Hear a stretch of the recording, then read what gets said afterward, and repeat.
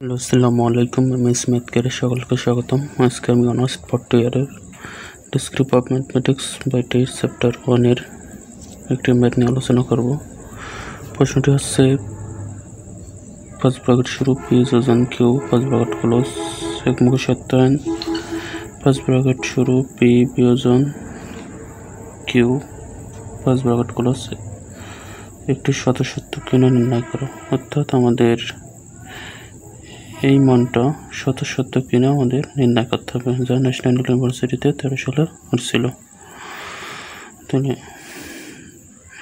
এই মানটাকে আমরা তখনই শতসত্য করতে পারবো যদি সর্বশেষ ছকের মান সবগুলো সত্য বের হয়, তাহলে আমরা এটাকে শতসত্য টোটালিজে বা বৈধ বলতে পারবো।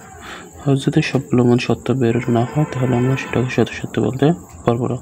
কারণ আমরা বেসিক ক্লাসে পড়ে এসেছি, যখন সর্বশেষ ছকের মানে সবগুলো মান সত্য বের হবে, তখনই সেটাকে শতসত্য বৈধ বা টোটালজি বলবো। তাহলে সমাধানটা হচ্ছে, যেহেতু এখানে উক্তি দুইটা, সে কারণে আমাদের ছক হবে জানি সমান্তরালভাবে 5টা। বেসিক ক্লাসে আমি শিখে এসেছি। তাহলে 1 2 3 4 5টা। আর পি এবং কিউ এর মান কীভাবে বসাইতে হয় আমরা বেসিক ক্লাসেই শিখে এসেছি।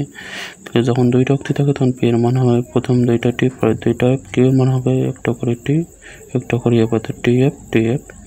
পি যোজন কিউ, তাহলে আমরা যোজন উক্তির ক্ষেত্রে জানি যখন সবগুলো সত্য তখনই সত্য, অন্যথা মিথ্যা। তাহলে এখানে সবগুলো মান সত্য হওয়ার কারণে সত্য 78টি, আর বাকিগুলো এই সত্য মানেনি, অর্থাৎ বাকি মানগুলোতে কি সবগুলো সত্য নেই, এখানে বাকিগুলো মিথ্যা। আবার পি বিয়োজন কিউ, তাহলে বিয়োজন উক্তির ক্ষেত্রে আমরা জানি যখন সবগুলো মিথ্যা তখনই মিথ্যা, অন্যথা সত্য। তাহলে শুধু এইখানে সবগুলো মিথ্যা আছে, এই কারণে মিথ্যা, আর অন্যগুলোতে সবগুলো মিথ্যা না থাকার কারণে সত্য হলো। এবার পি যোজন কিউ একমুখী সত্যায়ন পি বিয়োজন কিউ, তাহলে এটার ক্ষেত্রে আমরা জানি, অর্থাৎ একমুখী সত্যায়নের ক্ষেত্রে আমরা জানি প্রথমটা সত্য, পরেরটা মিথ্যা হলে মিথ্যা, অন্যথা সত্য। তাহলে আমাদের এই মানটা আর এই মানটা কী করতে হবে, একমুখী সত্যায়ন করতে হবে, অর্থাৎ এই মানটা আগে এবং এই মানটা পরে। তাহলে একমুখী সত্যায়নের ক্ষেত্রে জানি প্রথমটা সত্য, পরেরটা মিথ্যা হলে তখনই মিথ্যা, অন্যথা সত্য। তাহলে এখানে দেখেন দুইটাই সত্য। আবার এখানে প্রথমটা মিথ্যা, পরেরটা সত্য, কিন্তু একমুখী সত্যায়নের ক্ষেত্রে প্রথমটা সত্য, পরেরটা মিথ্যা হলে তখনই মিথ্যা।